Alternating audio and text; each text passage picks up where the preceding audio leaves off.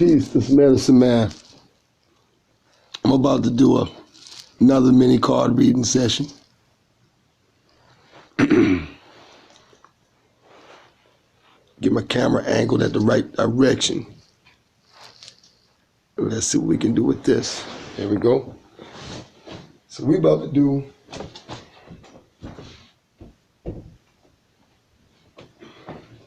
another mini card reading spread.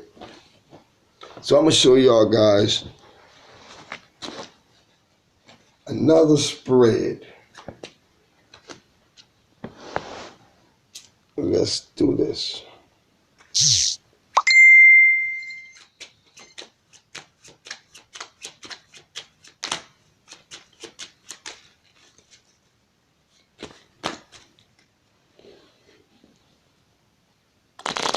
Yeah, I like to shuffle the cards so everybody can see it, so people don't say, well, cards are already laid out in the video. But this particular spread right here we about to do, it's a good spread for daily objectives. Some people like to do readings every day for themselves, of course. And then other people like to get their readings weekly, and then other people like to get their readings done monthly or bi-monthly. However they choose to get it done. This particular type of reading is a reading that you can do actually on yourself, for yourself. It's a very good type of reading. So I want to keep the cards down there. So I'm going to do a reading on, somebody give me a subject. Since I'm live on YouTube, somebody on YouTube give me a subject to do a reading on.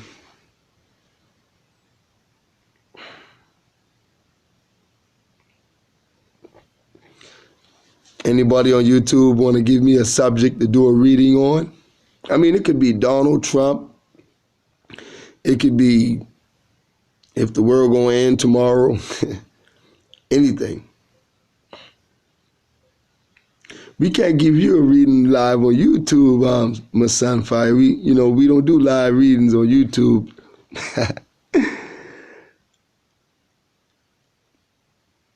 Trump, oh Lord. All right, man. Trump it is.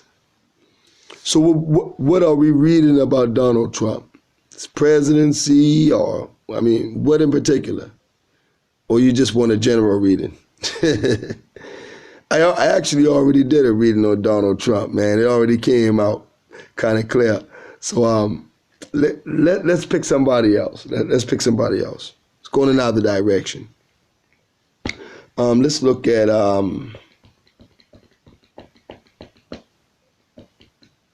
I don't know, man. Give me a topic. O.J. Simpson.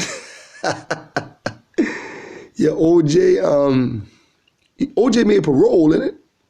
I ain't sure, but I think OJ made parole, or supposed to, something like that. I don't keep up on that stuff. But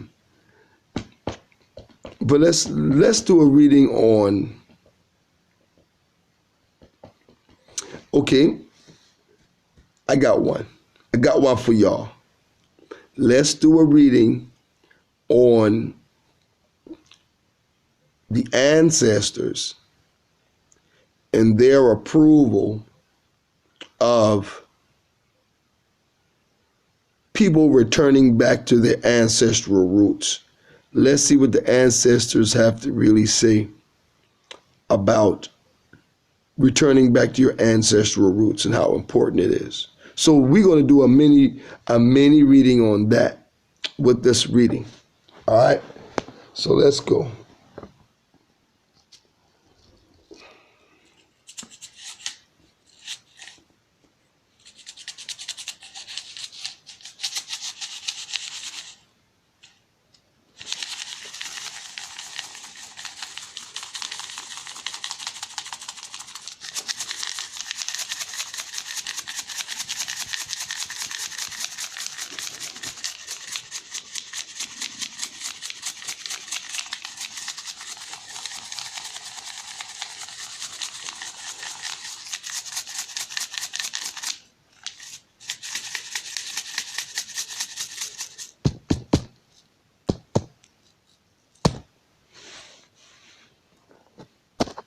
Now let's see.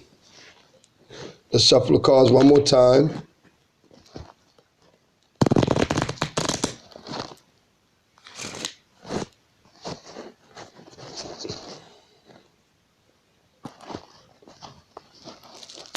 With this particular spread, we're going to cut it one time to the left. Okay. Now,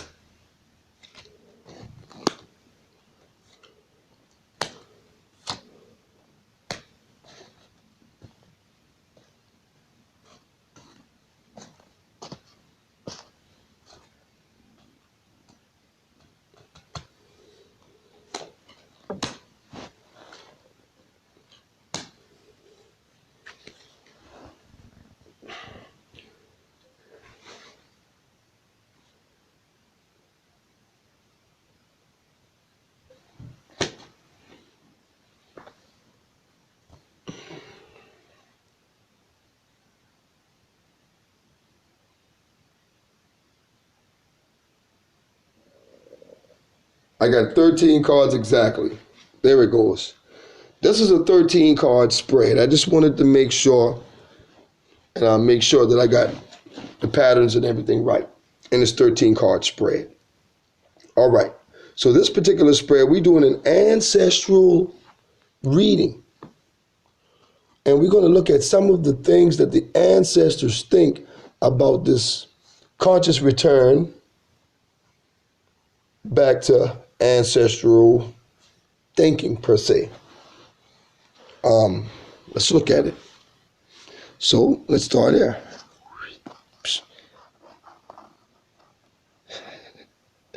That sums the reading up. This point in the reading right here is that's crazy. This point in the reading right here is the pivotal point of the reading, the foundation of it. So when we pull this card here, it's the first card we pull. And look what happens. 9. Right? 9 of hearts. Y'all know what this means? Y'all know what this 9 of hearts means, man. I don't even have to tell you. You know, this is a very, very, very good sign in reference to the ancestral awakening for everybody. You know, so it's a sign that the ancestors are saying it's a great thing, that they are loving it. They're loving this new ancestral consciousness coming out here. So it's great. People loving it. I'm going to just go straight up, because that really sums the reading up. And to be honest with you, in a reading like this, I asked that question and I got a straight answer, because we know what the number 9 represents. And I got a very, very straight answer. So ain't no need for me to really read everything else. Everything else is just mechanics of this. But this is the answer that I'm looking for. So if I was asking that question on a personal level, I would be satisfied with this one card turn. Because this foundational card is what the reading is all about, and it answers everything. So now let's look up. Boom. 7 of hearts. This column is a straight column to where things are read from down up. So we're reading here, here, and here. And I don't read the past. It's just my preference. You can. But I don't. I read present, future. I read the present and the future. So let's go on to the future. Here.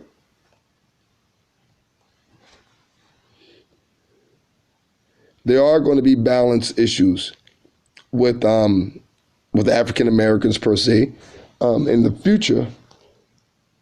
And I would say from the dissemination of the information that comes from here. It's going to create imbalances. So it's going to be debates. We always debating and arguing about stuff and always creating an imbalance within our communities about things. Here's the cycles. On the right, here's the prosperity. On the left, prosperity here. Rulership. Ownership.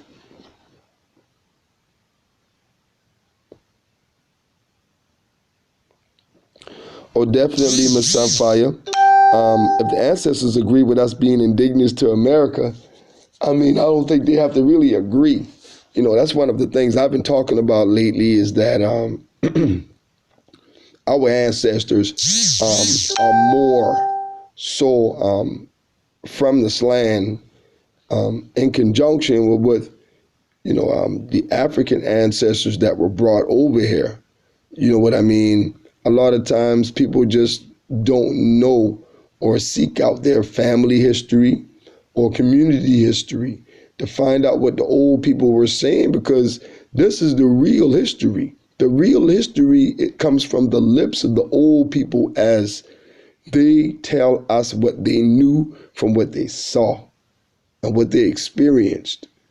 I think one of the main mistakes that we have made as Black people in America is that we have relied on Eurocentric and European history to define who we are, or for us to get information from European history, historical sources, and we use that false information to create an identity for ourselves. So all in all, I just really think that, our indigenous ancestors are very important, because there is a discrepancy in history so huge that, it just kind of points at the fact that, hey, they went from saying 100 million Africans were being kidnapped, and then they broke it down and say, well, 50 million, and then now they say 20 million. And then, and now as the numbers are being decreased and as they find more archaeological evidence, especially to prove that there were a lot of indigenous people there, and everybody indigenous don't have a cream color on their skin. I mean, the majority of indigenous people lived in Florida, South Carolina, Georgia, and things of that nature. So my question has always been, if we knew that the Seminoles lived in Florida, all throughout Florida, we knew that all these tribes lived throughout South Carolina and Georgia, where are they now? Because ain't not but Black people live there. You see, that's the overwhelming issue, is that we have all of this recorded history about Indians clearly dominating those areas, but then when it comes to where they at now, you don't find none. Because those people that they were calling Indians or Native Americans that they were meeting, they met Black people here. They met melanated people here on the shores of North America. You see what I'm saying? And we already had civilizations. We already had spirituality. And we already had divination, my son Fire. And that's one of the reasons why I posted what I posted. And it went kind of over people's head, but for the most part, if we were already here in America, if we were already here 50,000 years ago, and see, what people don't understand is that the new archaeological evidence says that 50,000 years ago, there were people in the Carolinas, Georgias, and Florida. People. That goes back almost to basically back to the time when they say that civilization evolved in Africa. So with those things being looked at now, you have to, really with this evidence that has been out here for a few years now, but really with this evidence, it makes the need to rewrite history very important. It was already important, now it's extremely important. Because now you're saying that, well, now we're proving that people already been here in America just as long as people been in Africa. So it makes you want to ask the questions of, well, why don't research money is allocated to research facilities and teams to do the type of excavations here in America that they do in Africa? Why? Oh, maybe it's because they don't want to reveal the fact that this civilization is just as old as others. See, the pyramids down in South America, they couldn't refuse those. They couldn't knock them down and hide it. But my history and your history, they can. Because all they have to do is don't dig it up. But if we as a people are sitting here waiting on others to dig up our history and critique it for us, then that means that we're in a very bad state, in a very sad state. Because no one else is going to critique our history for us. Especially the current system that we're under right now, because they don't even want you to know who you are. And see, that's the important thing. So our Indigenous history is very important because it has been systematically and is being systematically taken away, hidden, and destroyed, and even sold. I was posting on my page earlier this week things about the slave jugs, the face jugs that they found in Edgefield, South Carolina. You see, these face jugs that they found in Edgefield, South Carolina were so plentiful that even I would actually say that, well, with the amount of jugs that they're finding, maybe those jugs were here a little older or a little longer than actually put forward. They say, well, there was a slave in Edgefield, South Carolina that made them, that started the tradition of the face jugs. But as they keep digging and digging and digging, they're finding older jugs, which kind of predate slavery now. So now, if they're finding older jugs predating slavery now, that's a question. You see? Now, even though the faces on these jugs look like things in Africa, okay, hell, we look like things in Africa. So the artwork of the jug was representative of the type of artwork that you would see in Africa, in certain parts of Africa, which is true. Which means that at some point in time, in the pre-colonial era, there were African people that came over here, perhaps. Or there were Aboriginal people that were already here that developed a form of culture, just like every other Aboriginal people developed around the world, a similar one to each other.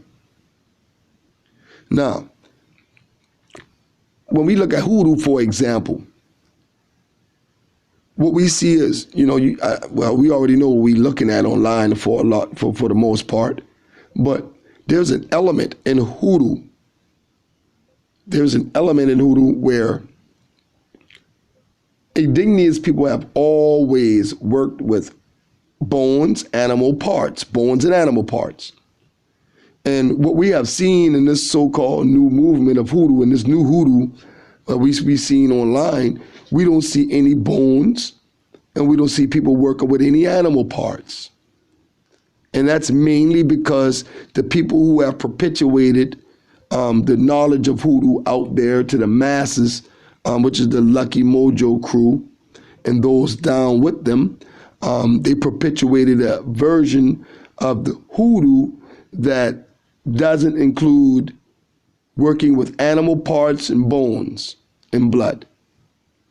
One thing we know as indigenous people, that we have always worked with animals.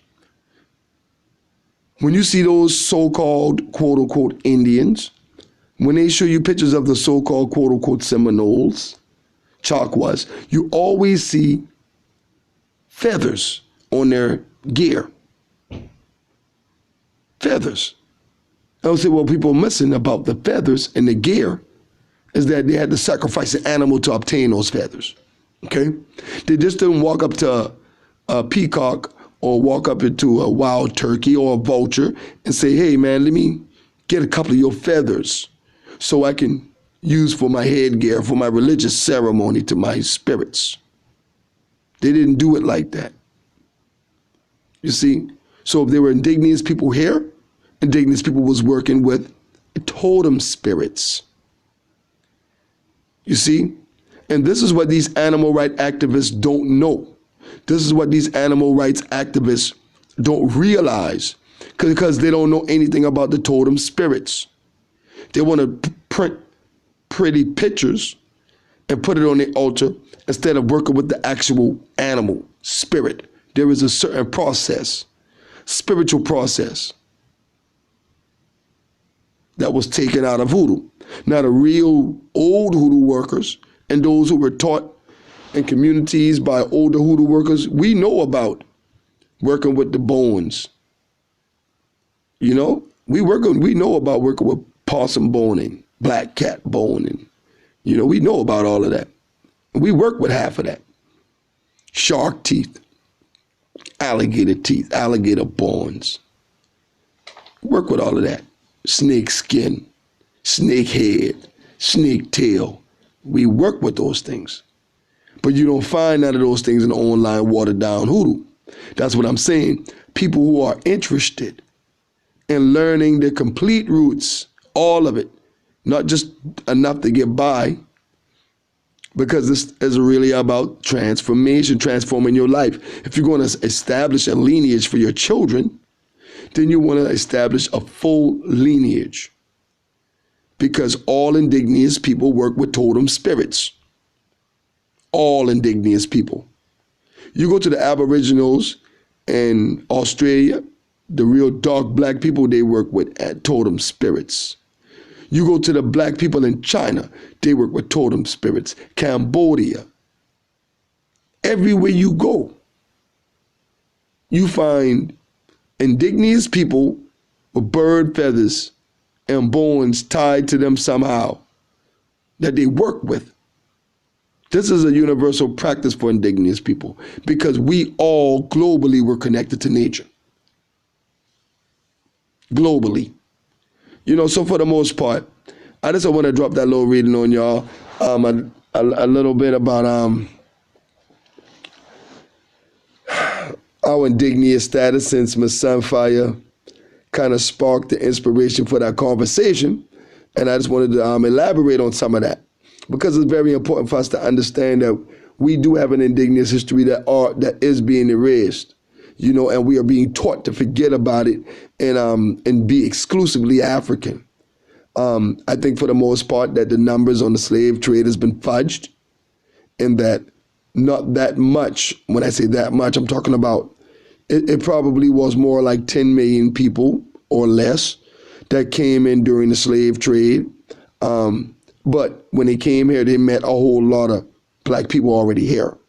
Now, if we came from Africa prior to the slave trade and already settled here and established civilization here, then that's great. And I would also ask the question to people, how long does an Aboriginal people live on a continent before you actually can claim ownership of it? You know what I mean? So we need to get to that, because we've been there a pretty long time. So if we've been there this long and we still can't claim ownership to America, we still have to claim ownership to Africa, then we should reevaluate some of the ways that we are thinking socially, because some of these thought patterns aren't good for us globally as a people. I don't see any other Aboriginal people anywhere else in the world trying to go back to Africa. I think that we all, as indigenous people, understand that we must develop and grow ourselves on the land that we stand on. That's very important for us to do.